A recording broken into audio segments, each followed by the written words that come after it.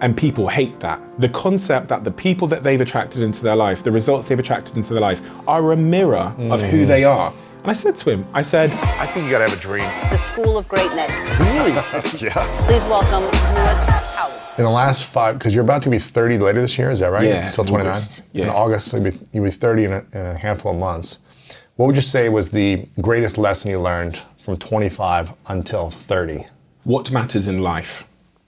So at 25, I attained pretty serious wealth. And at 25, I got an offer for serious wealth. A big company came to me and said, we want to buy your business. And that day, I literally went home. I did the math on how much money would go into my pocket if I sold my company.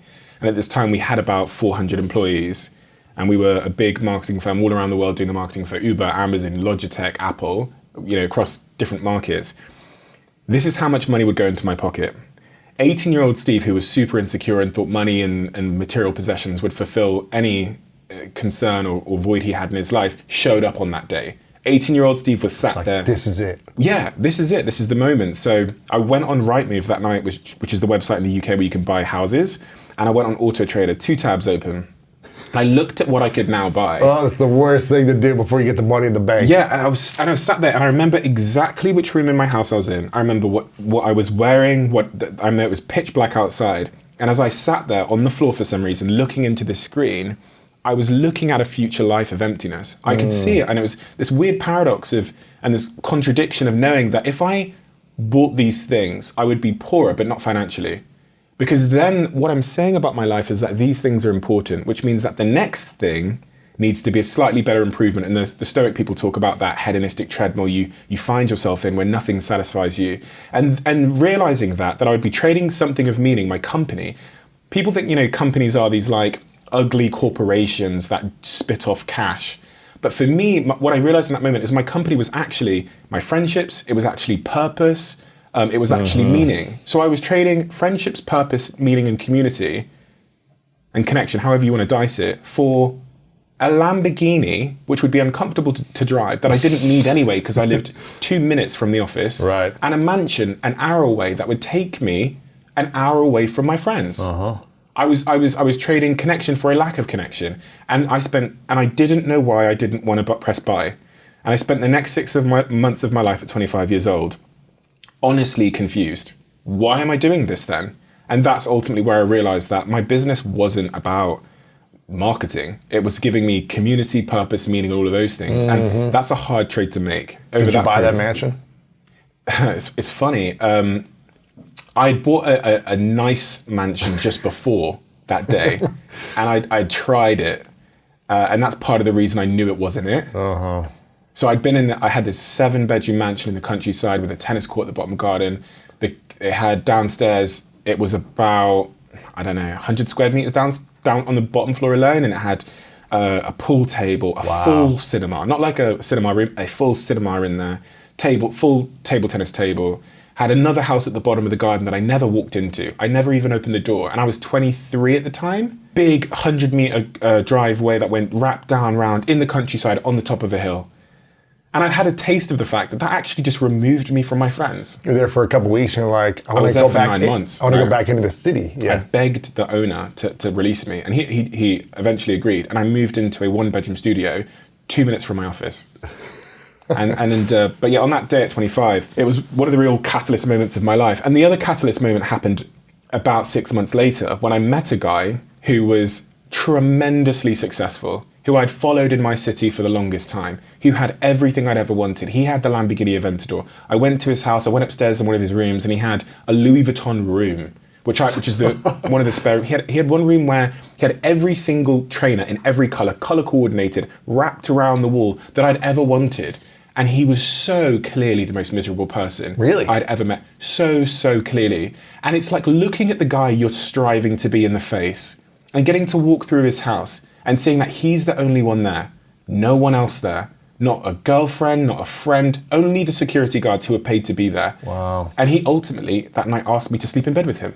Wow. He said, you wouldn't mind, this is a man that's almost 40, you wouldn't mind sharing a bed with me tonight? No way. I didn't flinch, I said, yeah, of course. But I knew what it meant. And that was me. I was looking at my future if I didn't change course and reassess my priorities. So when you asked the question between 25 and 30, those were the two sort of catalyst events that made me think, oh God, I've got it all wrong. And then the pandemic was a real affirmer if I needed it. But by then I didn't think I needed it. Wow. What do you think will be the biggest lesson from 30 to 35 that you'll learn and realize you wish you would have learned, or maybe this is a big transformational step for you moving forward? I think 30 to 35 will be about authentic, true alignment and balance in my life. So I'm now in a relationship, which is a very surprising thing if you know my backstory. Why is that surprising? Well, because growing up, I'd see my parents screaming at each other every day for like 7 hours, 8 hours. My mum screaming at my dad, sitting there passively, and he just took it. So my dad would just be watching the TV, and in the left side of his peripheral, my mum would be screaming from 2 meters away in his face. And I used to watch that as a kid, and I used to say to Dad, don't take it. Dad, do something about, don't let her scream at you. And it wouldn't stop anything. And then I think at 7 years old, he called me in and said, by the way, just so you know, me and my mum don't love each other. I don't love your mother, and we're going to get a divorce. They didn't. At 10, they called me in and said, I'm going to get a divorce, by the way, we don't love each other. I've watched her chase him around the house with a knife and him smashing, him trying to defend himself with the doors. So the model I learned about love was that love was prison. And I didn't know I'd learned that lesson. The fascinating things happened to me throughout my life. And this kind of speaks to really understanding what your self-story is. At 14 years old, I pursued a girl religiously called Jasmine. I was obsessed with her. And then one day I won. She turned to me, Steve, after school, I remember where we were after school, and she said, fine, I'll be in a relationship with you, let's do it. And I went, no, this is about, no, don't, Jasmine, don't. And I would, do not. I did everything in my power to dissuade her from that. Never understood why I always did that. At 23, 24. So wait, you wanted to be in a relationship with her, you chased her for weeks or months or years. Years. And then she said, okay, let's do it. Yeah. And then you sabotaged it and you I said sabotaged. No. Why? Because in that moment, I something inside me put myself in my dad's shoes, which was, you are in prison, you are a bird trapped in a cage, you have to run. And it was actually journaling, it was doing my podcast, it was that real honest introspection at maybe 25 years old where I look at myself and go, why have you never had a girlfriend and always self-sabotaged? Where has that come from? And one good question is, that feeling you had that day when you were 14, when Jasmine finally turned to you and said she loved you too, and she wanted to give it a shot, that feeling in your stomach, where was the other time you felt that? Well, it was staring at your father, watching him being screamed at by your mother. And then I'd kind of managed to put together the dots, that my model of love, the one I learned first, was that as a man, love and a relationship is a prison sentence. It will inhibit your freedom. That's the story I believed. It was central to everything I did, thought, and how I formed my relationships. Equally, it didn't just impact romantic relationships, it was relationships. So if someone said friends, business partners. Yeah. Someone said the word best friend to me. Oh, Steve's my best friend. Cringe. I would go, oh, that's so awkward. I'd feel something, my body almost like convulsed, like, oh. And they'd never know it, but I think, oh, please don't. I had an intimacy problem. Wow. Because I thought intimacy was a jail sentence. When did you learn that it wasn't a jail sentence? Just like many months of work with my diary and my what podcast. Year? How old? 24, 25. I never had a relationship until 24, 25. Really? Never. Did you have one then, at 25? No. My first relationship was when I was 26. But it was just trying to understand why. Like, what is it? What is the belief that's at the core of my behavior? Yeah. And there's always a belief at the core of a behavior. We are basically creatures living out the stories we told ourselves about ourselves and the world a long time ago. And having studied childhood psychology, fortunately, it's one of the things that I'm so happy I studied. I understand how formative that early 0 to 10 in your life is. I understand how I've seen the studies with the rhesus monkeys that they've done, where one small thing, a lack of affection, one small defining incident or traumatic event on the playground can shape your self-story so much more than any preceding evidence does. So even though if at 15, 16, 17, 18, there's evidence in your life presented to show that thing that happened wasn't true, that story you told yourself is invalid, it's not a stronger force than that 0 to 10 period. That's where we learn how to survive. Yeah. And some of the survival lessons are great. Put water in your mouth, put food in your body. But some of them, unless you unlearn them, will end up being the bane of your adulthood and the bane of your life. So this is what, people think of self-development as this process of learning stuff, but there's two necessary things. Yeah. Unlearn and learn at the same time if you can. And central to being able to do either is being able to read yourself. Yes. As I always say, there's no self-development without self-awareness. And you can read as many books as you like, but if you can't read yourself, you'll never learn a thing. And I learned that the hard way. So when you were 26 and in this first kind of, what sounds like maybe relationship, kind of relationship, wasn't full relationship, I'm not sure. It was a relationship. How long was the relationship? It lasted for 1 year before I... Sabotaged it. Pretty much. Yeah. I just didn't, I was so mature because it's my first one, so I destroyed it. So what was the thing you unlearned in that first year of that relationship? 3 years ago, by the way. Yeah, do you know, sometimes it takes the right person. And I think you can relate to this. Of course. Sometimes it takes a certain person who goes maybe at a certain tempo, they give you a certain energy, which counteracts the trigger. So my trigger was any impingement or anything that felt like it was touching the walls of my freedom. Then I would have a adverse reaction. Run. I know that feeling, man. You know the feeling, right? Of course. One of the things that I realized this was because when I dated someone previously, not a relationship, but just dated them, when they'd argued at me in a loud tone, I did what I always wished my dad would do. I get up, I got my stuff, I got in my car and I drove away. They didn't even know I'd gone. And it was 3 a.m. and it was my house. It was that mansion I told you about. I got in she argued with me and I tried to talk to her. She shouted at me again, saying the same thing. So repeating, and that was one of my triggers because my mum would do 7 hours round and round and round to my dad. I got in the car, she didn't even know I'd gone, and I drove off at 3 a.m. And because I will never argue with anyone. Because my dad didn't either. It's never been productive. I've never seen the model of it being really productive to scream at someone, right? Yeah. We have disagreements, but screaming. Screaming is not acceptable for me. Like it's something that I experienced in my life as well. We've talked about this, my childhood stuff, but also in relationships. I attracted types of personalities that liked to scream and yell. And then I would just kind of sit there and try to okay, it's okay, but then it's really hurting yourself at the end of the day when you allow that to happen and not create a boundary. Amen. You're abandoning yourself, you're abandoning the little child inside of you that experienced this pain. And so you just would leave at that point. I would leave. And at 26, so the girl I met called Mel, she did not scream. She didn't have that community. She had a really mature. She was peaceful, loving. She allowed me to have my independence. She wasn't threatened if I had to fly away and work. It was me meeting the person that could counteract that self-story I told myself about relationships. She was the opposite of my mother. To show you it's possible. Yeah. It showed you, hey, you don't have to be trapped in a relationship. That's exactly, I've actually never thought about that before, but she is the opposite of my mother. Wow. In every way.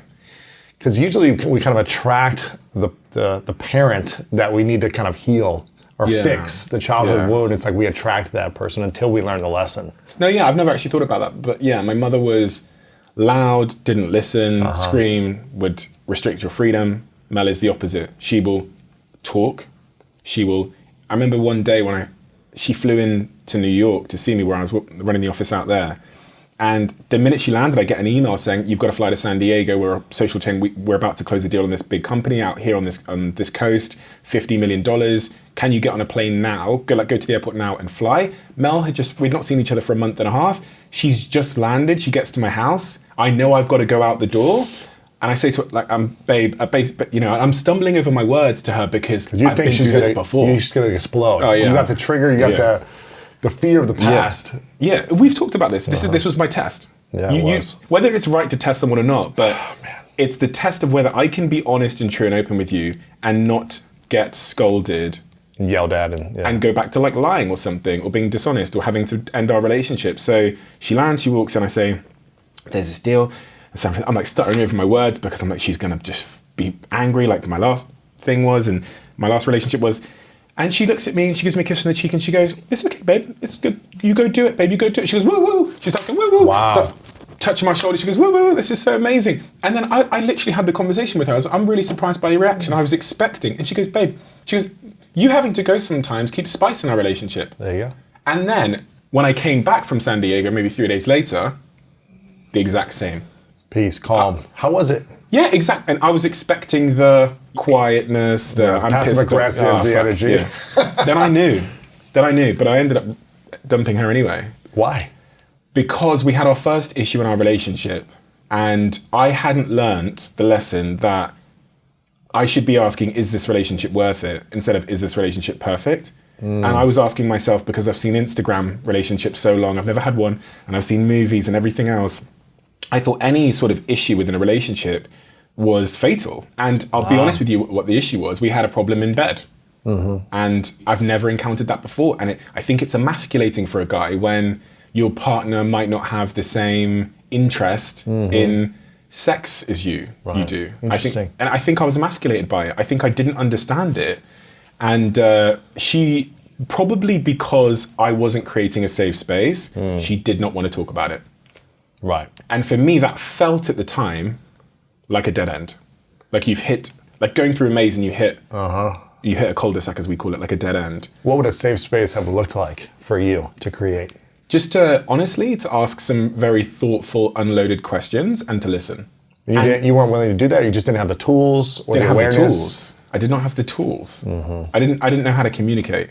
And communication is foundational to everything. It turns out most of the time, as I've seen in my life, whether it was when I dropped out of university, my mum didn't speak to me for 3 years, whether it's my business partner becoming an alcoholic and only finding out when he was downstairs lying on the floor as a drunk, or whether it's in that situation, that we tend to all want the same thing, but we don't have the tools to communicate, so it sounds like we're pulling in different directions. And I think in that situation, again, it was one of the moments in my life where I learned the importance of mature communication and creating a safe space and understanding that what someone self-prescribes as their issue is not necessarily their issue. And sometimes people don't know what their challenge is. Right. So someone might say to you, I don't like sex. And for you, that, again, it feels really binary. It's like, well, you either like it or you don't, and you're not willing to talk about it, so it's over. But things, as I learned in this case, are often much more deep and complex. And sometimes people can't self-diagnose what's going on with them. But if you create a safe space together, you can go on the journey to understand what that actually means. I wasn't willing to, so broke up with her. Wow. I'm back with her now. Wait, it's the same relationship? Same relationship. It's her? Yeah. I didn't know that. Yeah. Interesting. I thought this was a new and relationship. I'll 100% marry her. Wow. And she'll 100% be my wife, because I mean, I've never met a person like her, but... Wow, so this is that relationship then, and you ended it. How long did you end it for? A year. Come on. Yeah, I ended it for a year. Were you in touch at all? Was a little conversation? Not really. So the pandemic happened, and she had some troubles in her life that she wanted to go and figure out. So she flew to Indonesia, she flew to Bali, and the longer time went on, and the more time I had on my own, and I'll be honest with you, the more time I had to try all the wrong things and have them fail me. Right. You were like, okay. Yeah, I was like, oh, that was the one. Oh, wow. That was the one. And I became surer and surer as the days went on that I would never find a love like that. I would never. And I was sure of it. I was utterly convinced I had made a mistake and that I was the problem. And although I didn't know the issue we had in our relationship would be fixed, I went to the airport, got on a flight, and I flew 22 hours to Indonesia to, more than anything, apologize. Wow. Because I felt like I threw a good thing away for a bad reason, and I know I hurt her, and I knew that even though I didn't think she would be interested in me or take me back or anything like that, I knew that if I am to be the mature person I am, my apology, if it's not manipulation, should come without an expectation. Right. You see what I mean? Because when apologies come with an expectation, they are just manipulation. So Yes. I thought you just actually have to go there and say what you mean and leave it there and then come back. Not try to get in a relationship with her, but just do it for the sake of you being a good person. Yeah, exactly. And owning up to your part of the street. And then... Because then I could have another relationship with someone else and start the record personally in myself that I am now the mature person who's willing to communicate and be humble and admit his own deficiencies. So I could then be the person I wanted to be for the next person. And it just ended up being a very, probably one of the most interesting moments of my life, how that situation played out. Because I got there, she was being very distant with me. Did she know you were coming? Did you tell her minute, Yeah, like you told last her. minute. So when I was in like the Doha airport, I said, oh, by the way, I'm going to be in Bali, so it'd be nice to see you. She was very distant with me. She wouldn't come near me. She was like sat quite far away from me when we met with some friends. And then as the days went on and on, she said, look, I don't know what the future holds. I'm staying here. And I could see it. So I apologized to her anyway. Then on the next day, by the way, that was an ego blow. That was a moment where my chimp brain showed up and said, take revenge, play a game, try and get her back. But fortunately, by this time in my life, the other part of me that knew I had self-sabotaged myself with my ego for years, and that the games had always failed me. Manipulating someone has always failed me. Abandoning my character and integrity has always failed me. The chase, and then all of that had always failed me. So in that moment when she said, I'm going to stay here in Bali, super graceful and nice, thankfully. I see all of these things like a balancing act, and it's like, which force will win? You don't have to be 100% mature, but if you're 60-40 and that's the words that come out your mouth, that's a good place to start. And fortunately, in that moment, my maturity won. The next thing is she sits me down the next day and goes, I've been sleeping with someone since we broke up. Zing. And I'm now let's see where that pressure, how are you going to show up with that the pressure? Scales. And again, my chimp shows up, it says finish her. My gosh. It says manipulate, games, tell her off, make her feel like shit. Oh, wow. That's my ego. It goes, go on, Steve. But fortunately, man. What'd you do? I gave hard. her a kiss on the cheek. I was like, I understand. And we're in a co-working thing. We carried on doing our work. But by the way, at this point, we're not romantic. So we're not... Right. I'm just, babe, it's okay. Give me a hug. Thank you for telling me. You didn't have to tell me. And I literally looked her in the eye. And I remember saying to her, she'll listen to this. I was like, I know that must have been hard to say to me. So thank you, because you've told me. You didn't have to tell me, but you've told me because X, Y, and Z. We carried on working. That day, tough. Yeah. Next day, this is where... But you ended it with her? It's been a year? What's she going to do? Yeah, exactly. Wait, but your ego doesn't care. Yeah, of course. Your ego doesn't care if you ended it, if it was your fault. Your ego gets triggered, especially, I think this is quite a masculine thing from what I've read as well. We get triggered in a different psychological way because of various prehistoric reasons, which I won't go into. And then the last thing was, I realized that she was going to stay here. She wasn't interested in me, so I was going to leave. And I sent her this really wonderful message and a voice note, which I've played before publicly on stage. And I said, I'm leaving Bali on Saturday, but listen, you're on your journey. It's been amazing to see you, etc., etc. She responds and she says, she's surprised, but she says, okay. Can I see you before you go? My ego shows up. Ooh. Don't let her see you before you go. Ooh. That's your last chance of getting a victory. Oh, no. Do not let her see. Make her feel bad. Play a game. Oh, man. You've got the power there, Steve. She's giving you... She wants something. Yeah. You take it away from her. To take it away from her. That's one last ego-restoring victory. And then reflection, asking myself who I am and who I want to be, what my values actually are, and what has succeeded and failed me in the past. I said, sure, you can see me before I go. And in those 3 days, everything changed. What happened? She made plans for us over those 3 days. It was like, and I'm not sure if this is a karmic thing or a spiritual thing or whatever it is, but it was like she realized I'd finally learned how to love her. And it was like life had sent me these 3 tests to check. If I still had that ego, if I was still immature, if I was willing to hold a safe space. And because I passed those 3 tests, those last 3 days, everything changed. And we have been wildly in love ever since, to the point where I'm sure she's my wife. I'm sure we're going to have kids. I could have ruined that on 3 occasions. There was 3 challenges life sent me. She was testing you, whether she was thinking of a test or not. She would never think of it. Right. She's too pure. She's too authentic. It's the human experience to say, well, I don't fully trust this. Okay, I'm going to... Maybe not thinking, but it's just the body's response probably. Yeah. It just comes out. It taught me something about the nature of the world. And she would know if you would have reacted differently in any of those 3, she'd have been like, something's not safe here. Like, she would have not trusted you to be able to want to get back in a relationship.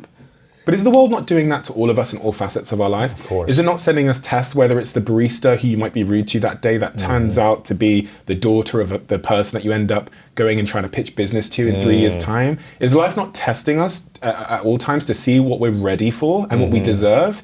And that's kind of the broader picture lesson I learned was like, Mel never had to change. In fact, nothing externally needed to change for me to get the results I'd always been looking for in my life. I had to change. And then the world sent me things, and this sounds very woo-woo, and I'm the least woo-woo person you'll ever meet. The world sent me a different set of things. It said, because you've changed, we're going to mirror a different set of results. It's that old Einstein quote about doing the same thing and expecting different results. Yes. You've taught me this as well, because if you have a huge amount of self-responsibility when it comes to your relationships, you say, I did that.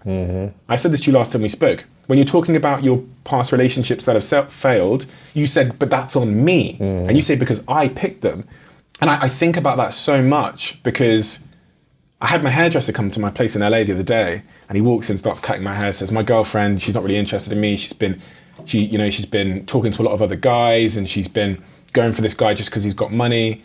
And he walked in, and when he walked in, he had this $2,000 sneakers on, a Louis Vuitton bag, dripping in diamonds and gold. And I thought, you've got what you deserve. Mm-hmm. And people hate that. The concept that the people that they've attracted into their life, the results they've attracted into their life, are a mirror of who they are. And I said to him, I said, well, what did she do? Oh, she's a hostess in a nightclub. Okay, and what, like, how did you meet her? Well, I was at one of the tables in the nightclub, and I was one of the big spenders, so they put her on my table.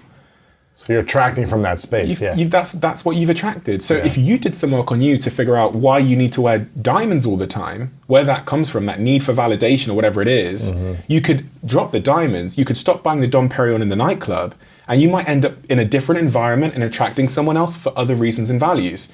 And it was the same with me throughout my entire life. Until I did the work on me, I attracted all the wrong people. Really? Oh God, of course. Attracted all the wrong people that wanted me for all the wrong things. That wanted me for the mansion in the countryside, or the Range Rover, or the car. The car you have now is pretty sweet. Yeah, I don't actually. Funnily enough, I don't actually have a driving license, so I have a driver. Oh wow, yeah. So, but I can't drive. I lost my license. I thought I don't need it anymore anyway. So, yeah, and so I think about that a lot now because I had to do the work to find the love I was looking for. Right. You can't blame others. You gotta take responsibility and ownership. And that's why I said with you, it's like for me, maybe there was things that I didn't like about these other relationships I was in, but I was the one choosing those relationships. I was the one staying after 6 months, 12 months, 2 years when it wasn't working and things weren't shifting, and I continued to repeat the patterns that I was bringing into the relationship. So we all have choices, but when we blame others, it's really easy. But when we take responsibility, it's much harder. What are you scared about in your relationship that you haven't fully healed from that might end up being fatal to your current relationship? What patterns do you see in yourself when you go, oh, I'm going to address that before we go down the aisle? I feel like, we talk about these things all the time. And I feel like because I have emotional accountability with my therapist every 2 weeks, she has it with her therapist every 2 weeks or whenever she does it as well to work on these things. Like even last night we were talking about, what's the thing that you think you still need to work on that you haven't talked to? Because we had this incredible vacation in Costa Rica, and I was like, and we both had therapy last night at different times, and I go, I don't know what I'm going to talk about. Like, everything's great. Like, what do you talk about when everything's great in a relationship? And for me, just like you were saying, there's different levels to my childhood, right? There was the 0 to 7 ages, which I feel like I've fully addressed and healed. And life has tested me, let's say, with different scenarios that could trigger me, and would have triggered me from those things in the past. Mm-hmm. And let's say I passed the test, right? Most of the time. Or to a high level of degree, I passed the test. I think everyone has a breaking point of something, at some point it's like, okay, let's move on from this. But let's just say I passed the test and we're talking about it. And with my therapist, I was like, I haven't really talked about this phase of my life from 10 to 12. My therapist said, well, that's the next phase. You go through the different seasons of your life to meet up to where you're at in this moment.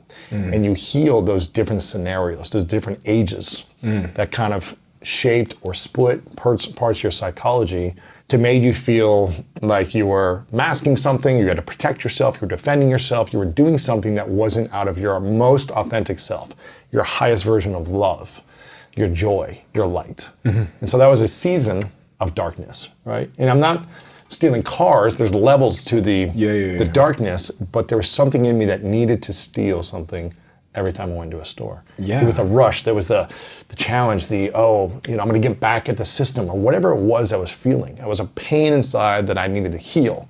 And that gave me a feeling, it was a coping mechanism to feel something better than what I was feeling. Just like we do with drugs or alcohol or sex or porn or whatever it might be.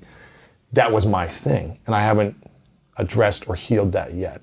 So I have on my phone, I showed you this, and she told me, I have on my phone, I've showed this before many times, on my phone I've got a photo of myself from when I was that 5 to 7 range, right? And it's funny because I talked about this on your podcast, which I want everyone to subscribe to, Diary of a CEO, which is amazing.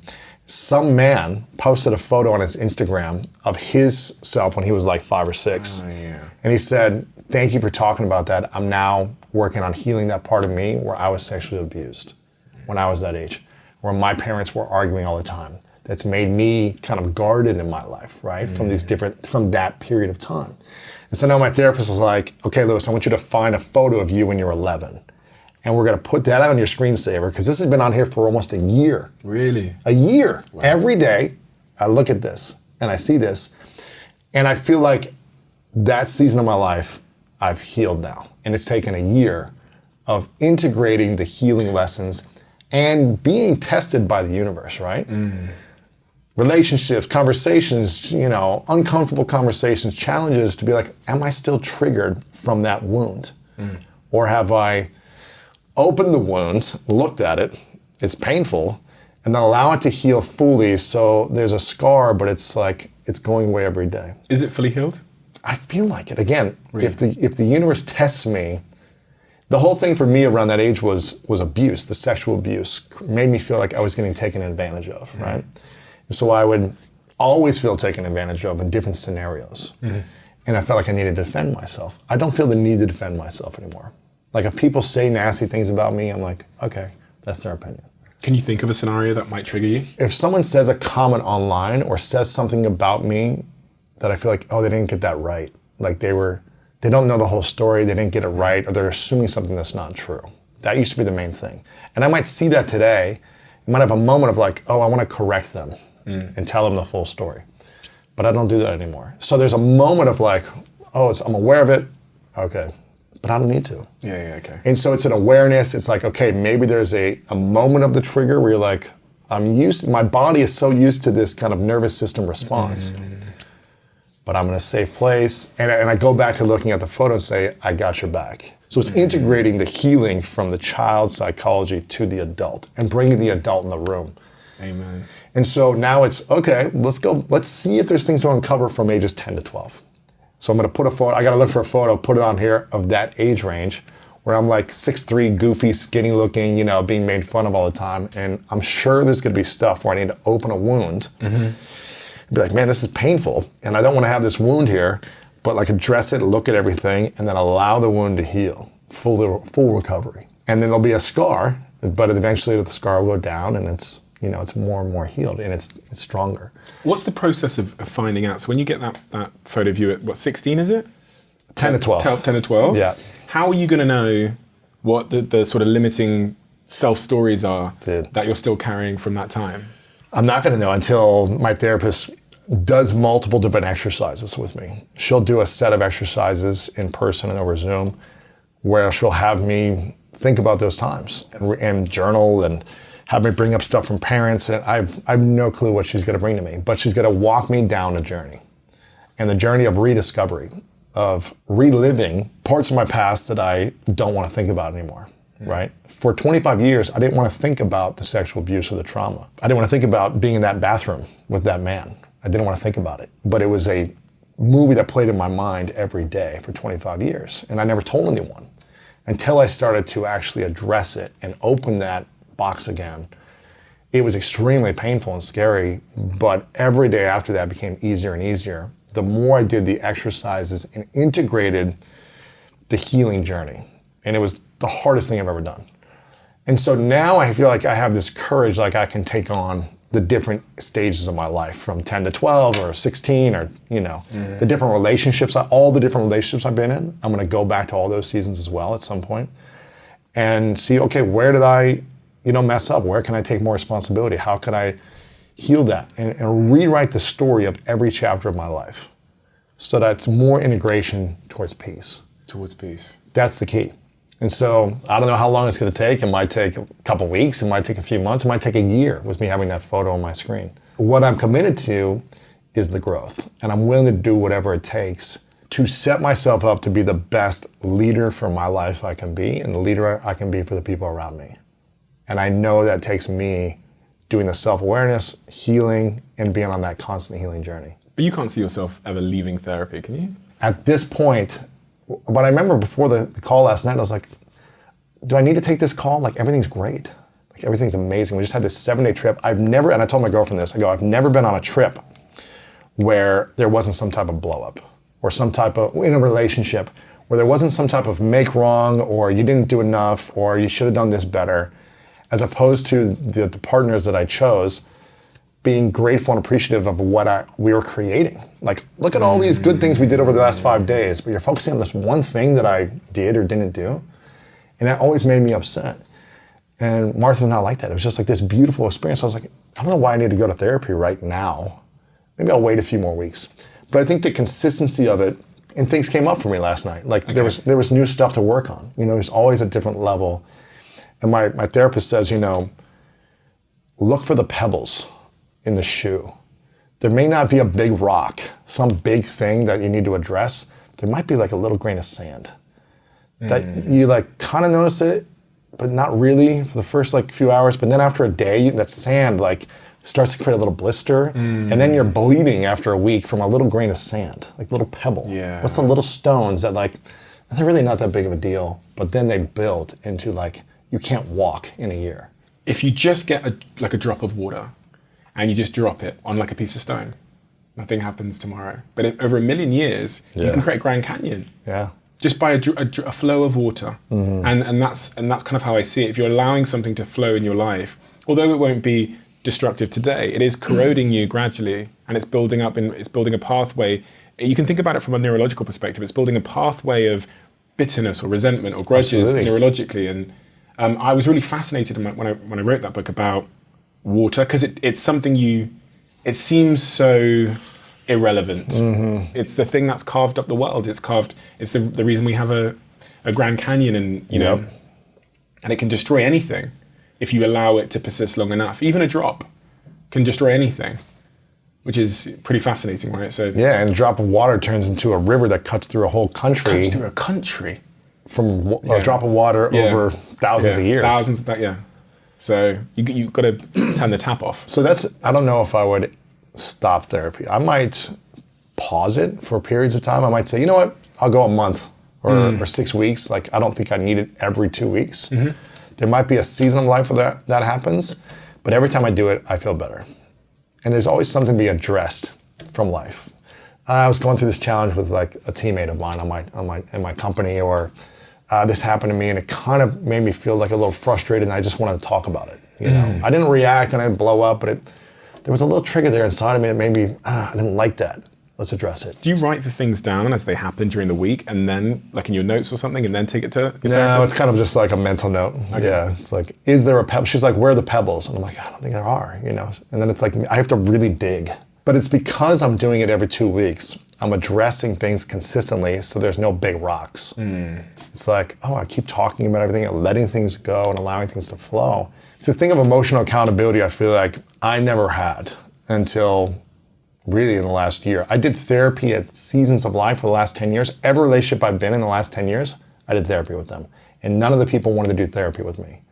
I would suggest it because there was a rock in our relationship. I'd be like, I think we need therapy. They'd be like, no. But that was my responsibility for choosing these types of individuals that didn't want to grow in this way, that didn't want to look at themselves. Because I was like, I will address anything wrong with me. Yeah. I know I'm not perfect. I've made lots of mistakes in this individual relationship, and I want to talk about them. Yeah. And so, but I never did it consistently every 2 weeks. And I've done it for the last year every 2 weeks. And I think I told you, we did like a 5-hour session together a few weeks ago. Yeah, you said. Not because something was wrong, but because everything's great. We did a 5-hour with my therapist in person, exercises, like mini kind of games, eye gazing, and really sharing vulnerable stuff and practices and creating agreements. And I felt like, man, it's so powerful to create agreements when things are good, not when there starts to be like some downfall. Reactively. So I don't know if I would end it, but the ego would I could see the ego saying, you know what, you figured it all out, Lewis. Do you have them on retainer? Sounds like an interesting question, but there's actually a truth to it. Because I think that for a lot of people, probably not yourself, right? Because I know you're doing very, very well. But for a lot of people, I've seen in my friends, they factor in the fact that it's going to be expensive. So I was thinking with therapy that there might be some logic in block booking it. Yeah, so I've already paid for the whole year. That's what I'm saying. I paid in advance for the year, and we schedule, it's already in my calendar like every 2 weeks for the next like 4 months. Because I've seen my friends think about whether to go and then factor in the cost that they're going to have to pay. And I go, no. You don't want that force coming into your growth. No. So block book it ahead of time, and then you won't have that guilt associated with the expense. Yeah, and I'm a huge fan of emotional accountability. whether that's a therapist, a coach, a mentor, a friend, having a place where you can go, especially as men, because in general, I will generalize, most men don't have these types of conversations with their guy friends on a weekly basis, where in general, women tend to do this on a daily basis with their girlfriends or their mothers. Amen. To have conversations about vulnerabilities and insecurities. When did you ever do this growing up with your guy friends? No, we didn't do it growing up. Exactly. With my guy friends, absolutely not. You're trying to survive. Exactly. Trying to fit in and ask a survive. woman, most women, if you say, imagine going a month without talking to a girlfriend about how you feel, your challenges, your insecurities, your, relationship issues, your body insecurities, whatever it might be, your stuff at work. They say it'd be horrible to not be able to talk about it for a month. And I go, imagine going a lifetime. Yeah. That's so many men in the world. Yeah. Go years with never sharing how they truly feel with one friend. And imagine they were like, I feel like I want to kill myself. Imagine how a lot of guys feel. And I'm not saying like, woe is the weight of the world on like all these men, but just imagine not being able to express your emotional feelings. And that's why I feel like emotional accountability is so powerful to have that for each one of us. And with therapy, I feel like it's a powerful tool to have emotional accountability. So I don't know if I would end it. Maybe I would not do it as frequently, but I really want to do the work on these different chapters of my life. And then maybe I would extend the times of going. But are you doing it consistently? No. Are you doing it at all? No. Do you feel like it'd be worth it? I've started to think about it in the last 2 months, and I've started to look at things. So I've started to make comments to my team about doing it. I spoke to a therapist and said, how would it work? And I think part of that is the adjustment of my life that I talk about over the last 3 months is I now need to learn a new set of tools. Absolutely. To adjust to the adjustment that my life has seen. What is the ultimate goal you wish you could have internally? Imagine your life, you accomplish all of your dreams, and the fame doesn't slow down. It just gets bigger and bigger and bigger. So imagine what you've experienced in 3 months is 100 times. Yeah. Because of the growth of your business, your brand, your podcast, the books you create, the impact you have in the world is so massive that this is not 3 months. This is 100 times this is 3 months every day. Yeah. What is a tool you feel like you're going to need, or 3 tools that will support you to staying in peace? Or is peace the goal? When I think about the tools, it's whatever tool is going to help me deal with a lot of sometimes factually incorrect, sometimes bias-ridden external feedback. And I'm actually really good with dealing with it, but even I struggle with it sometimes. When you were saying that 1,000 times, 100 times, whatever, I was thinking about what it must have been to be Barack Obama. That I was thinking, who's the most criticized, the highest pedestal one can climb to, where you have literally 50% of the country loves you and the other hates you. And then you have wars to contend with, you have economic issues, you have all of these challenges, you have personal challenges, you have your kids, and you're still trying to stand up in front of the nation and be a man of integrity and character. Man. So the tool sounded like perspective. It sounded like a greater sense of perspective on what actually matters and what to tune in to and what to tune out of. I think that's probably what I'd need to survive at that level. And I guess a therapist could give me that. So, do you feel like you have perspective right now, though, or? Clearly not. Clearly not. Yeah. Evidently not, because if I had a greater sense of perspective, I don't think things would bother me at all. I think, so when I say this, I want to be clear that I'm not the type of person that will ever reply to anything. If I see something and it's Steve Bartlett is a whatever, I won't reply to it. I won't get involved. But it'll affect you. But I'll think about it. And I'll think about it for a little bit longer than I'd like to. And it varies in the amount of the length that I'll think about it. If it's a big newspaper writing something about me, then I might think about it for 2 days. It might just keep popping into my head, and I don't like that. I want to be able to control my calm. Even if there's chaos outside of me, I want to find that calm within my chaos. I want it to be a place that I can go back to as a choice. And if it's not, then I'm going to be dragged like a plastic bag in the wind for the rest of my life around by whatever someone else is saying or doing. There are practical steps like change the notifications on Twitter. Yeah. So you can't see most of the stuff, which is I've done. Done that on LinkedIn and my other channels. I don't search my name ever, but there's always going to be a friend that sends me something. Steve, have you seen this? And the curious brains will be like, oh, what are they saying about me? Yeah. And it's not true. And then if it's my mom or my dad or my sister, I have to then give them perspective. I don't, listen, don't worry. and then I get back into it. So just getting systems in place to deal with that, because I want to be able to pursue my mission without consciousness or fear of consequence, because my mission is authentic. It's genuine to me. The things I want to do in my life, I believe them to be the truth. Whether it's my truth or in terms of my content, I believe it to be the truth. So I don't want to try and have to caveat myself or speak or live or exist in fear, limiting myself because of what other people might think. So that requires a little bit more, I guess, perspective on what that noise is. Yeah. I'm curious about your mom and dad. What was the greatest lesson your mom taught you growing up that has supported you, and the greatest lesson she's taught you that you don't want to repeat? Interesting. So I'll give it in the context of business and then maybe personal. So the best lesson she's taught me in terms of business was unbelievable hard work. My mum would wake up in the morning at her shop after sleeping on a bag of rice. She would go run her little corner shop, and then she'd go back in the UK, or is in this, the UK. Yeah. She'd go back to her bag of rice where she'd sleep in the back room. And she was doing that because she was being racially abused so much that and the shop was being broken into. She'd realized that if she went home, then they would come in. So she just slept. Yeah. Oh, well. And I remember being there as a kid looking down at this bag of rice on the floor. And I was like, why is it all chewed up? And she was like, there's lots of mice and rats back here, but she didn't care. She was doing, and it was so bizarre that she would give so much for this one little corner shop, which was selling Mars bars. And it wasn't like a business that ever made any money. It was like a corner newsstand with It was like nothing. It was a tiny little selling Snickers and Mars bars and maybe a toilet roll, really random things. And then that business would fail, and she'd start another one, and then that would fail. And she did that for 25 years of my life. None of them ever made any money. They actually destroyed our finances as a family, to the point where our house, for example, was smashed to pieces. We were in a perfect white picket fence neighborhood, but our house was, the windows on it, the front of my house was smashed for 15 years. Grass was 6 foot high. There was fridges in my garden, and we were the only black people in that. So it made you neighborhood. look even weirder. You're like, yeah, the context. Everything is about context, right? And you would determine value of anything in your life by the context in which you see it. And I've said this before, but if you see a Nokia next to 5 iPhones, the Nokia is a piece of, bull. yeah. But if you remove the iPhones, if you go back 2 decades, you would be astounded by such a contraption. I was the Nokia in a village of iPhones, so I always felt that's why I wanted the mansion and the Lamborghini. So that's the one lesson: hard work. What's the lesson that she taught you that you don't want to learn, that you want to unlearn? Okay, so her relentless hard work and always starting another business taught me the importance of hard work, but at the same time it taught me it's a bad lesson. Well, it's actually a good lesson now that I've learned it, but which is the cost of lack of focus in life. My mum's businesses sequentially went bust, and that put our family into hardship over the space of 25 years because she never focused.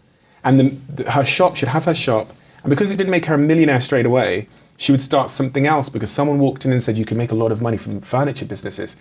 So she'd go, okay, I'll go start a furniture business. That meant that the shop went under because she left alone and it lost her focus. Lost the focus, yeah. So now maybe it could have made a lot of money if she put 10 years into it. Honestly, some of those businesses were smash hits. They weren't showing up in terms of the bottom line yet, but she started this one restaurant called Tropical Sensation, which I used to work in as a kid. Smash hit. The only African jerk chicken place in our little village, and it was a smash hit, but she got unfocused, started something else, and the restaurant went bust. We had that restaurant for about 4 years.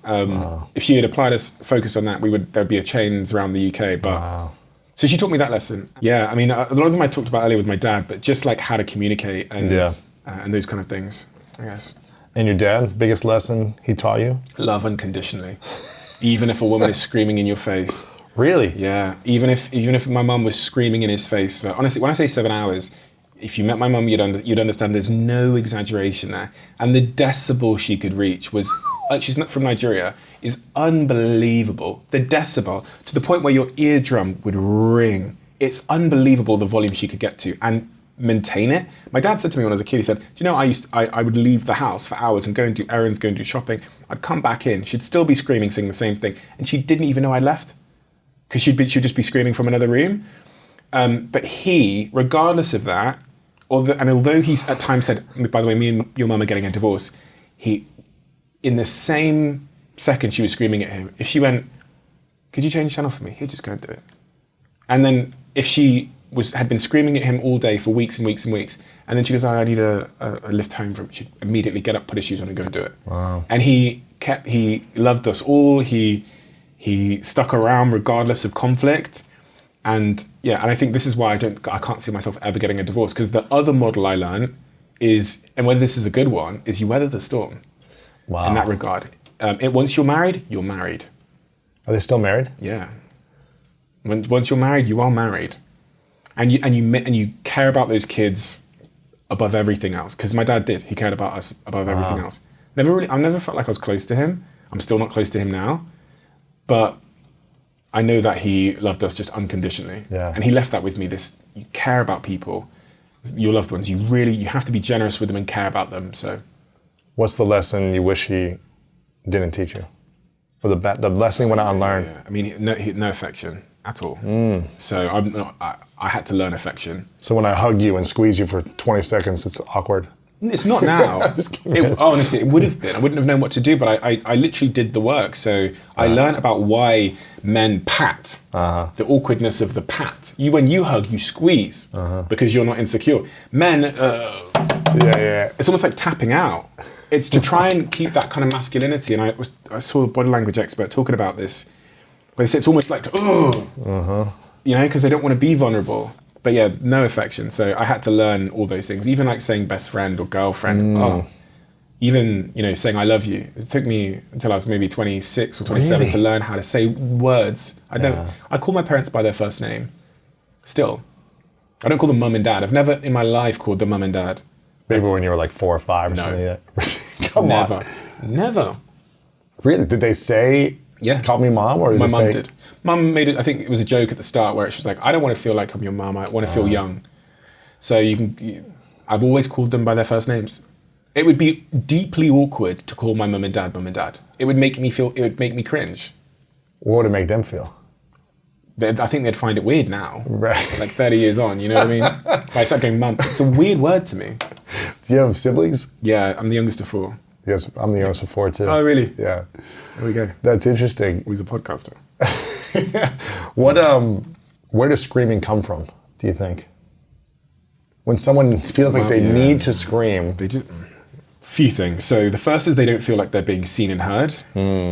So if you, and there's a circuit going on in their brain where they don't have the tools to communicate in another way. They've learned, it's, generational cycles. They've learned, my mum and, Nigerians have a bit of a reputation sometimes for communicating in a certain decibel and tone. Oh. Yeah.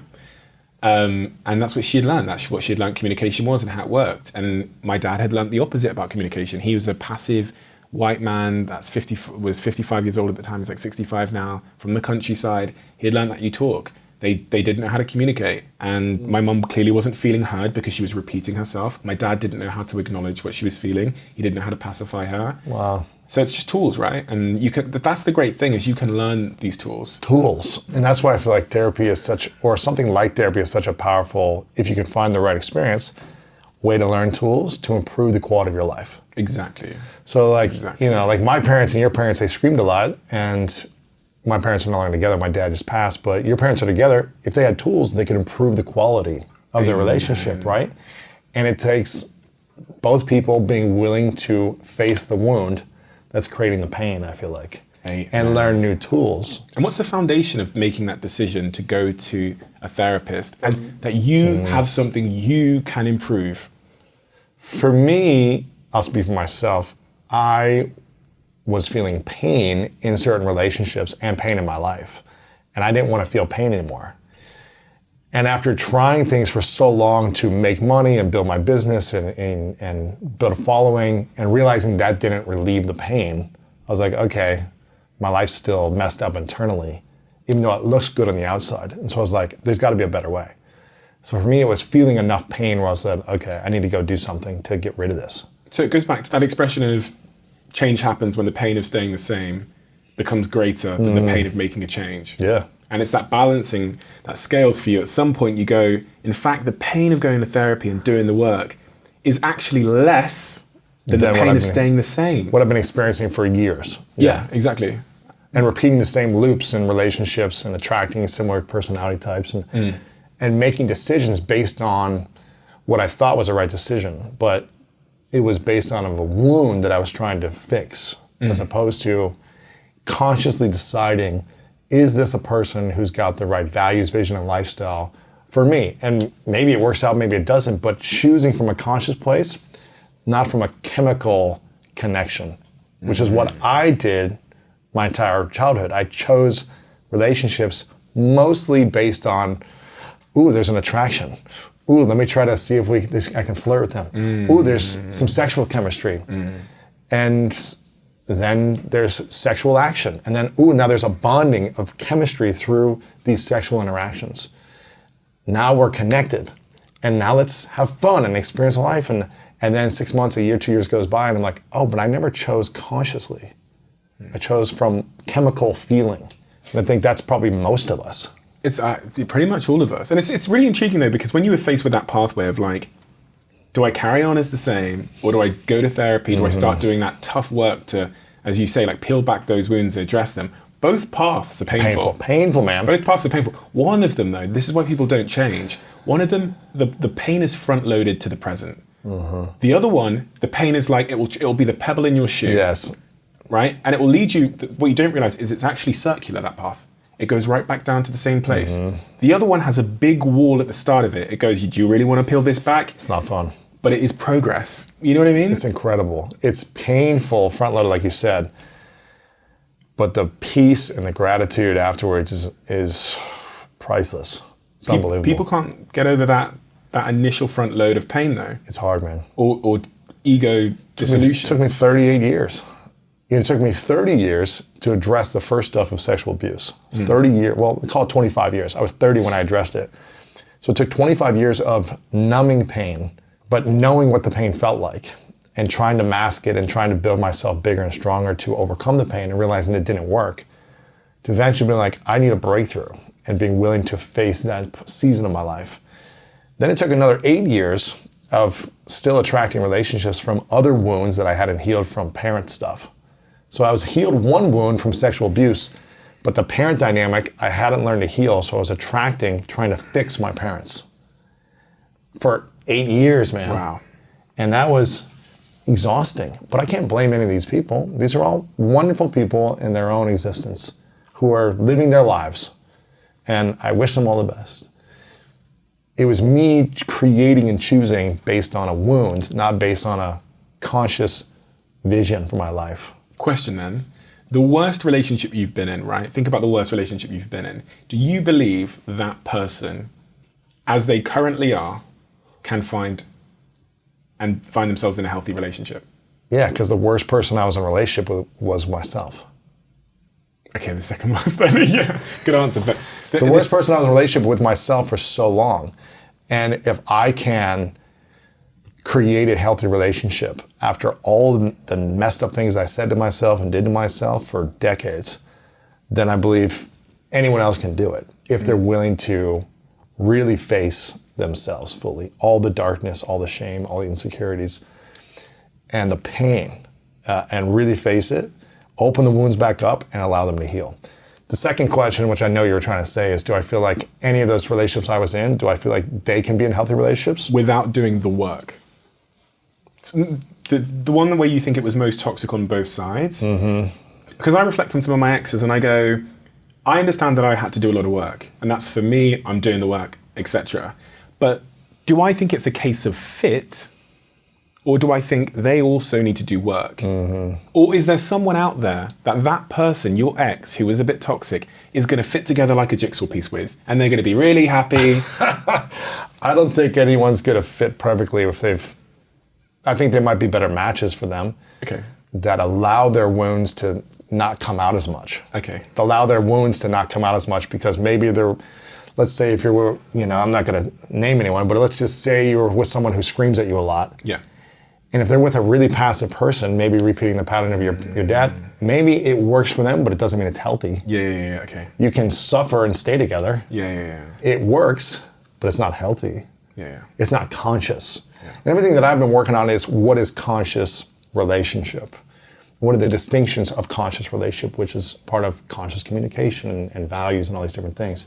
And so I'm not looking to make a relationship work and just like we're together for 50 years and we lasted. For me, that's not what I'm looking for. I'm looking for the juice of life. I'm looking for something special knowing that life is going to happen. And I think the one criticism I got from I'm sure I got lots of criticism, but the one thing I saw from the interview I did with you was I said, like, listen, if I have to give up who I am to please someone else, to make them happy in a relationship, and we aren't able to figure out a way to make it work by adjusting the relationship, by flexing it, by, building something, by working together through therapy, if we're not able to, after a period of time, to make it work, then I'm willing to walk away.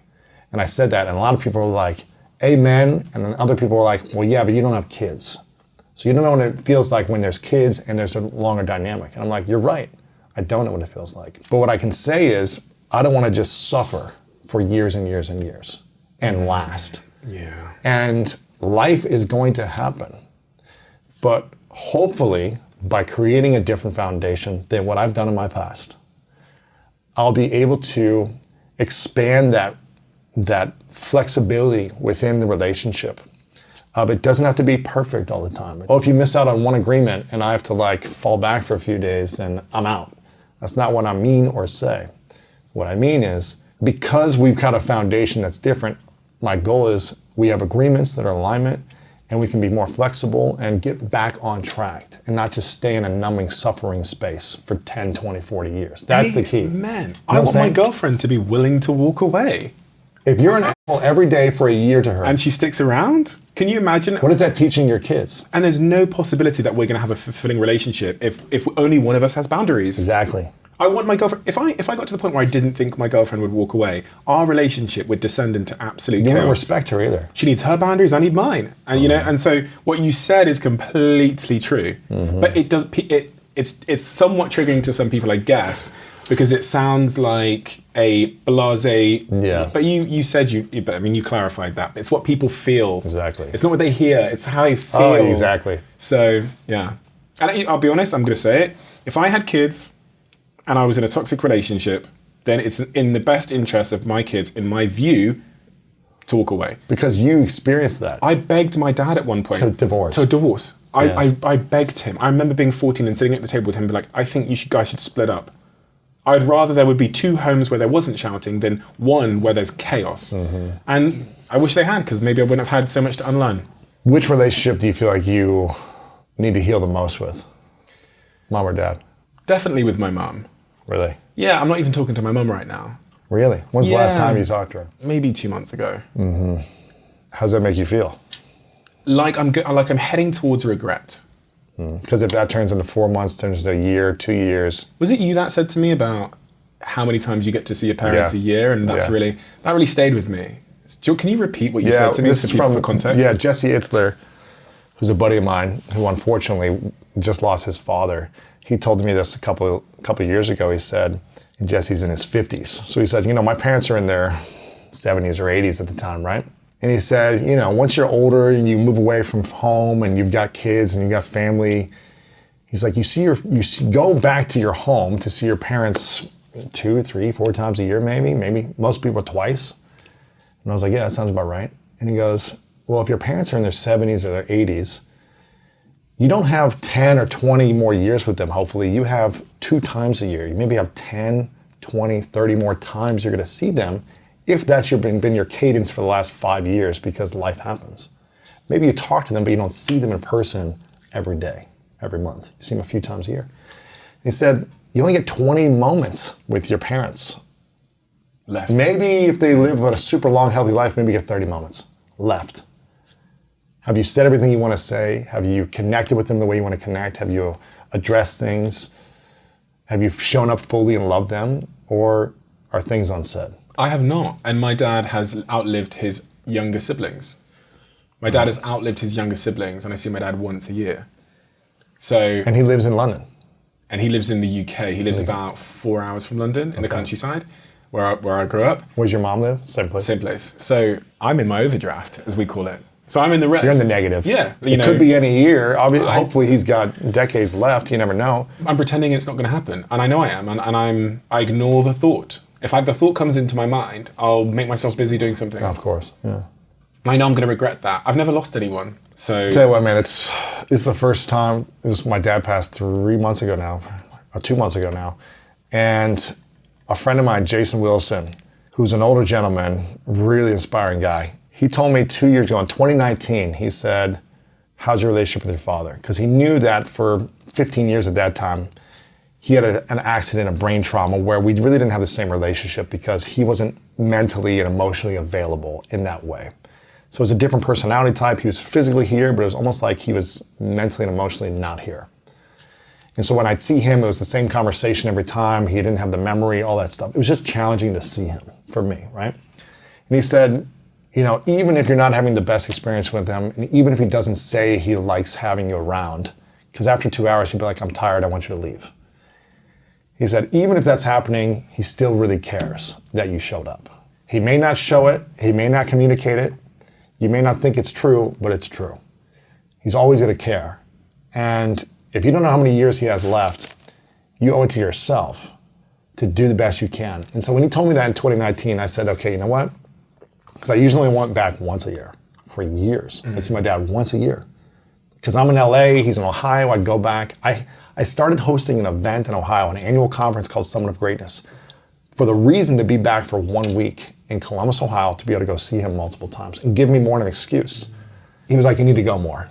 I was like, but I've always got so much work here in LA, and it's like, it's a big, you know, it's a flight over there, and it's a whole issue, like seeing him, it's a big deal, whatever. And he said, trust me, you don't know when, maybe he lasts 20 more years, but you have no idea. And so I said, okay, I'm gonna do this 4 times next year. I made the commitment. I'm gonna go for multiple days so I can see him multiple times each day. And then boom, the pandemic happened. And I went 3 times.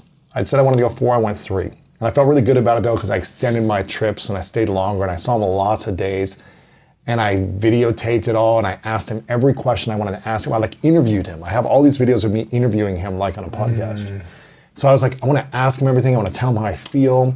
And I did that. And then in 2021, I went to see him twice. I did the same thing. I kept asking him all the questions I needed to ask, said everything I needed to say, how much I appreciated him. And then in February 2022, this year, he passed away. And I didn't think it was going to happen.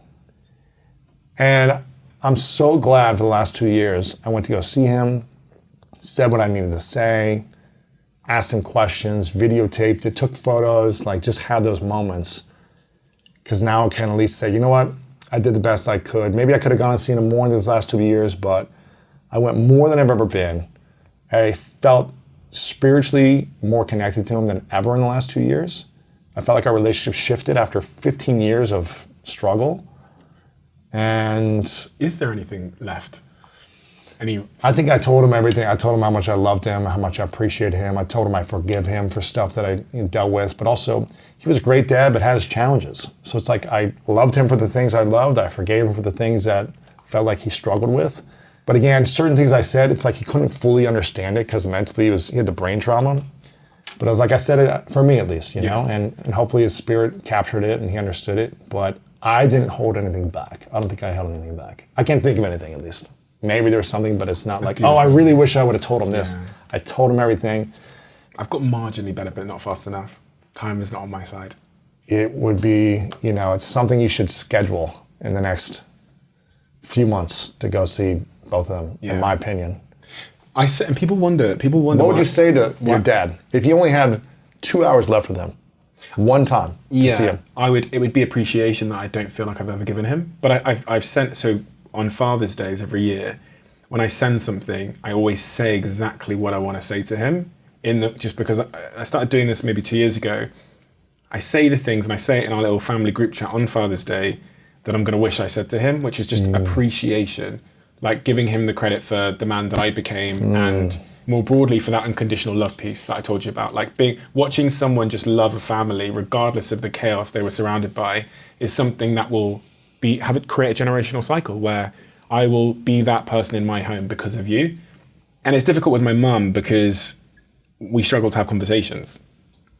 People will never, if I told you the things that my mum has said to me, you wouldn't believe it.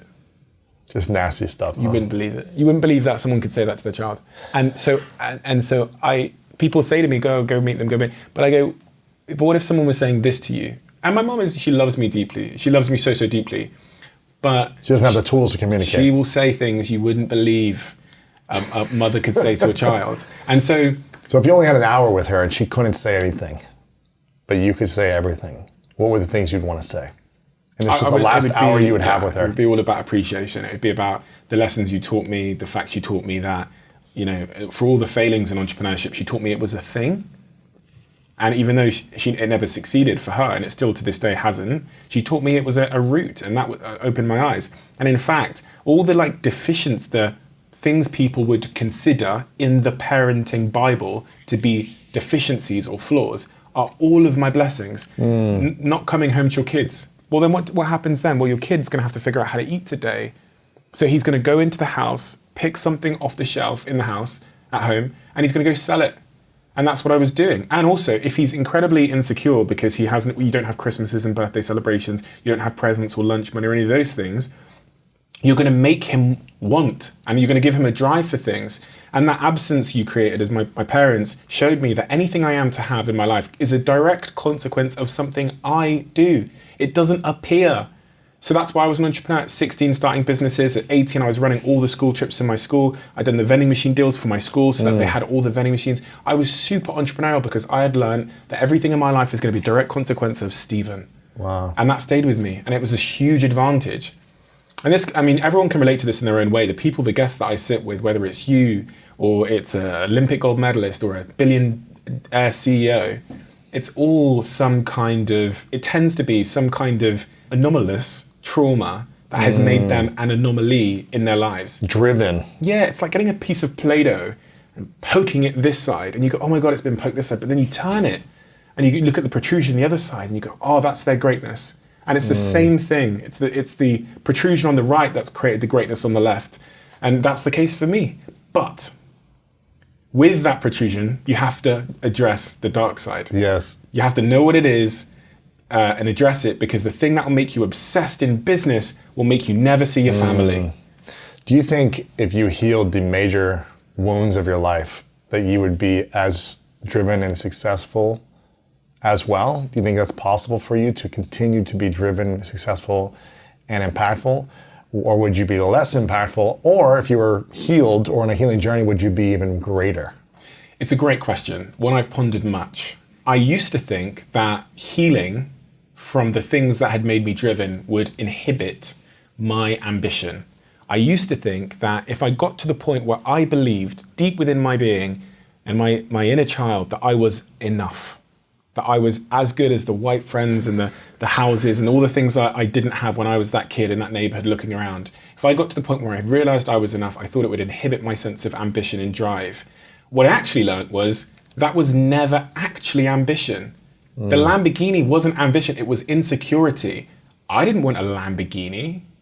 Society told me I would be enough if I got a Lamborghini. So when I realized I was enough for myself, your ambitions become real ambitions. Then you go, what does Steve actually want to do if he doesn't care about the external validation or the approval of others? What are the things he would be doing if he wasn't striving for a Lamborghini or for followers or for some kind of applause? And he had the void of financial resources filled in his life. Well, he would be making content about life and psychology every day. He would be spending time in Bali, creating a home there with a family. He would be doing all these other things. So healing actually creates the foundation for real ambition. Before then, you think it's ambition, but it's actually a pursuit of validation. It's trying to quench an insecurity or to win your parents' approval. So that was a really liberating thing for me. And now that I'm getting closer and closer to realizing that I am enough, which I think I'm pretty close now, I'm as ambitious as ever before, but I'm really asking myself whenever I pursue something, why? And I end up pursuing things and getting things that are actually intrinsically meaningful and rewarding, as opposed to things that I attained. And upon getting them, they would seem to dissipate in my hands. And it was a mirage, it was an illusion. Someone had told me a lie, and I think I know who. It was that 4, 6, 8-year-old me that told me these things would make you fulfilled and happy and content. But it was a lie I told myself because I didn't know better. And now I know better. So the things I attain and reach for and strive are things that are actually Steve's, that those are my things. What would you say would be the 3 wounds that you could, if you started to heal them more or fully healed them, would create a abundance and a richness of your life in relationships, in service and impact far greater than your dreams could be? What would those 3 wounds that you would need to face? The dark side that you talked about. The dark side. So those 3 things. The first one's got to be a detachment from external criticism and feedback, because I think that would liberate me to do things from a place of greater truth. Like everything we create, I think the things that we create that are most true, and truth is things that are in alignment with you, the world, and what the world needs. If I created something that was more true and that wasn't sprinkled with, I want people to be impressed, I think it would be of more value. And in order to do that, I have to detach myself more from caring about impressing people. The second thing would be a personal thing, which is the relationship thing. So really healing more from the imprisoning belief that a relationship is a jail sentence. That would allow me to have a different, more vulnerable type of relationship with my partner, with my friends, with my girlfriend. It would allow me to let people in more because I didn't think that them coming into my personal space or my life would hurt my freedom. And then number 3 that I need to heal from, starting a business at 18 and building it to being a big old business by the age of 27, being a black 18-year-old kid that still probably had a bit of a chip on his shoulder from his childhood. I think I had to build a tough exterior or a certain type of way in business to try and get the credit I deserved in the boardroom. So at 18 years old, I'm walking in with an afro to a boardroom of 8 older white men that are all very, very successful. And I learned a certain way of speaking and conducting myself, which I think can be harmful if I don't unlearn it now. What was that way of speaking? Being very, very direct to where the boundaries are blurred and it can sometimes be rude. Is that a you thing or is that more of a British thing? I think it's a British guy who's tried to build a business where he had like almost 1,000 employees in the end, and he had to deal with awful stuff every single day and people trying to exploit him. So he had to get, and then also someone who had no time. So he got even more, he sacrificed the courtesies of things like politeness at times. Right. I have just to get to unlearn the that. point. Yeah. Don't want to be like that with your friends. Right. Yeah. You gotta learn a bit more empathy and softness and compassion. And compassion doesn't have a huge, well, in the way that I saw business when I was younger, compassion was secondary to the objective. Mm-hmm. Yeah. Okay, I've got a few final questions for you. This is a question that I asked Matthew McConaughey and a couple other people. Matthew McConaughey had a speech when he won the Oscars, where he said something about who's your hero. And he said, my hero's myself 10 years away from now. I don't know if you remember this speech or you've seen it on YouTube or something. He's like, my hero's 10 years away, and then when I get to that person, have you met your hero? And he's like, no, my hero's 10 years after that, right? And I'm always chasing that greater version of myself. So imagine you're 10 years away, you're about to turn 40. What does that best version of yourself look like? Who is Stephen at that phase after another decade of life, of whatever's going to come to your life in this next decade? What do you hope you are, how you show up when you look in the mirror? What do you see? I think the word that came to my mind when I heard all of that was presence. I just want to be at that 40. At 40, I don't want to be the type of person that cares what I'm like at 50. I want to be so intently focused on looking in my children's eyes today and being really present with them so that I can get the real richness and depth of like life. But when we think about, the minute you started saying about 10 years ahead, I thought, well, that's what I do now. I'm asking myself how big my company, my bank balance, my following, my podcast is going to be 10 years from now. And when we do that, as I'm sure you know, because it's central to psychology and philosophy, we abandon this moment just a little bit. Yeah. I do that too much. I would love to get to a point when my kid is with me and they look up at me and ask me a question, or my wife is with me at the dinner table, I'm completely, utterly present. Or when I'm on stage or when I'm speaking to you, I'm completely, utterly present, because I believe then I'll get a deeper richness and fullness of life. Right. So I hope I don't care. I hope I'm not thinking about 50-year-old Stephen when I'm 40. I hope I'm intently focused on today. It's beautiful, man. Love it, man. You got an amazing podcast, The Diary of a CEO. You've also got a great book, Happy Sexy Millionaire. And people can get that on your website, StephenBartlett.com. You're all over social media, at Stephen on Instagram. Great name, by the way. I got to get at Lewis. Your content's on fire. It's inspiring. It's amazing. It's produced so well. So I want everyone to make sure they go subscribe to the podcast, the website, social media. What's the thing you're most excited about that we can be of support to you right now? You're on Dragon's Den, and so if you're in the UK, or I'm sure they put it on YouTube also after the series, you're there on Dragon's Den. What else can we support you with? I think my podcast is the main thing, but there are so many amazing causes. There's a really wonderful cause called the Magpie Foundation in the UK where they're helping parents of children under the age of 5 that are homeless. So parents that become homeless with children under the age of 5. Go check that out. Magpie. Yeah, it's called the Magpie Foundation, I think it is, in the UK. And I've just donated the proceeds of my tour to them, but Nice. they're deserving of support. Okay, Magpie Foundation, we'll set that up. Dude, I'm so glad we've been able to connect over the last, what's been a month and a half ago when I met you? Yeah. I've watched you from afar for years. You've been such a source of inspiration for me, for many reasons, for the content you produce, but also the way that you've been this incredible early adopter in this medium, way before anybody else that I know. And that's been an inspiration for so many. People probably don't give you the roses as much, but you were one of the real pioneers of what so many of us are doing now. Thanks, so man. Appreciate it. So thank you for the blueprint. Thank you for the wisdom, and thank you for showing me that there's still a delta in myself because of your brilliance. So yeah, that inspires me in such an important way. So I want everyone, I see the masterpiece in everyone, and I want people to see it within themselves, just like I know there's one in me, and I want to create more of my masterpiece. So I'm willing to show up, and I'm willing to reveal myself, and I'm willing to say the things that are uncomfortable. As it gets easier after you do it for 9 years, you know. And I hope we are able to allow everyone listening or watching to see that each person has a masterpiece within them. And ask themselves on a scale of 1 to 10, on the scale of self-love, where are you right now? And I think if we can do this and everyone else can do this in home and say, okay, well, what are some things I need to address? Maybe you don't need to go all in on like all your wounds and your darkness right now, but there might be one thing you can address with someone or yourself to help you. And that's my mission. I think greatness is about, you know, when I first started, I used to think it was all about the success, the accomplishments. And now I'm like, oh man, how peaceful can you be in the pursuit of your dreams? And how much can you impact the people around you in that pursuit? Whether it's 2 people, how deeply can you impact them in a positive way, or 20 million people, you know? So that's what it's about for me. And I'm just grateful to be able to have people like yourself open up the way you do. So I'm so glad you're here. And I'm excited to continue to pierce your soul as a great friend, not a best friend, a great friend moving forward. But as a great friend that gives you very long, awkward hugs for many years to come. This is a question I ask everyone at the end called 3 truths. So imagine it is your last day on earth, even though you said you don't want to imagine in the future anymore. Yeah. But imagine you've created the life of your dreams and it's your last day. You get to live as long as you want to live.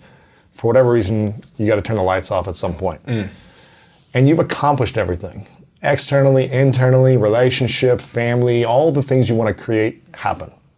But for whatever reason, this hypothetical world, you've got to take everything with you to another place. You get all your written word, your content, books, anything you put out into the world, your message, no one has access to anymore. But you get to leave behind only 3 things. These are 3 truths you would leave with the world, 3 lessons that you've known. Nothing else they would have access to. What would you say are those 3 truths for you? I don't really matter, which for me is a really liberating foundation for me. Like, I don't really matter. If this interview goes out and I get smashed, doesn't really matter.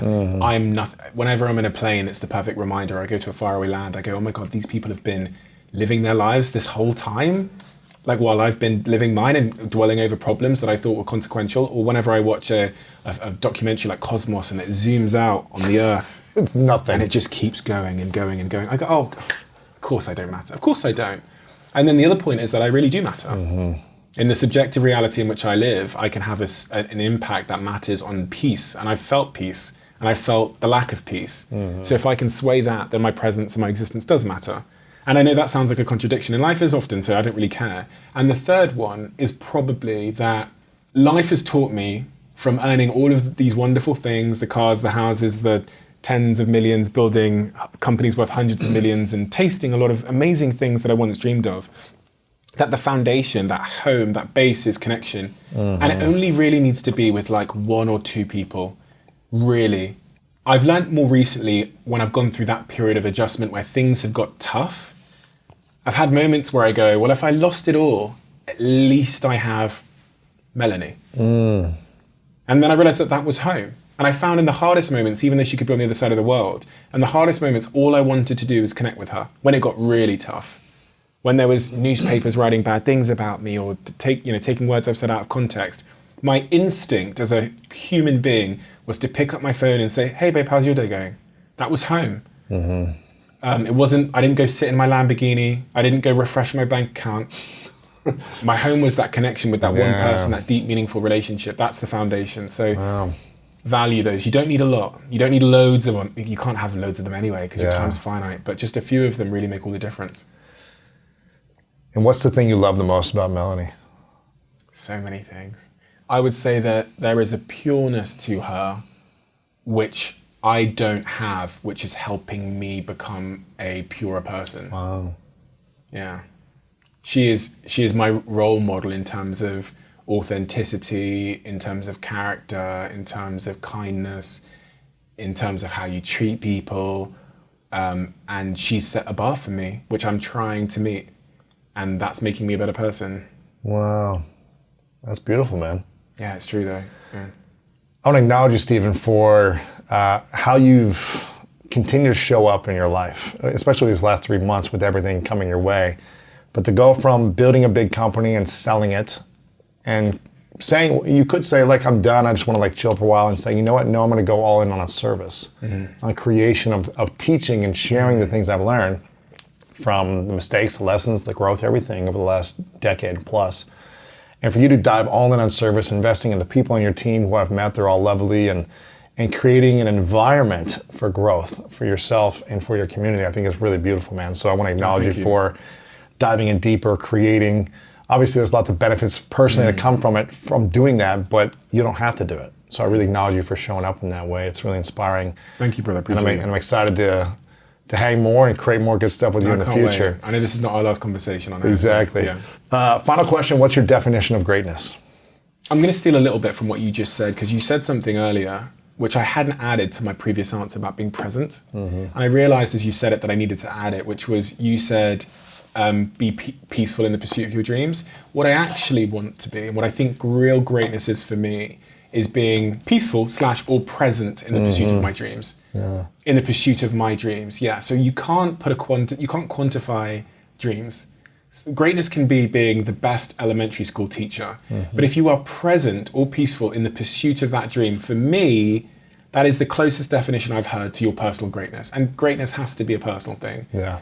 If it becomes relative, then it's not your greatness anymore. It's externally measured greatness. So being present in the pursuit of my personal dreams is my definition of greatness. Yeah. Stephen Bartlett, Thank my you, man. brother. Appreciate Thank you, you, brother. Great stuff. And it's been dope. Thank you, man. It's what you do in private and in silence that ends up getting praised in public. It's the wood that you're chopping when nobody's looking. It's the paintings that you're drawing when nobody's buying. It's the words that you're saying when nobody's listening. It's the character you're developing when nobody's watching.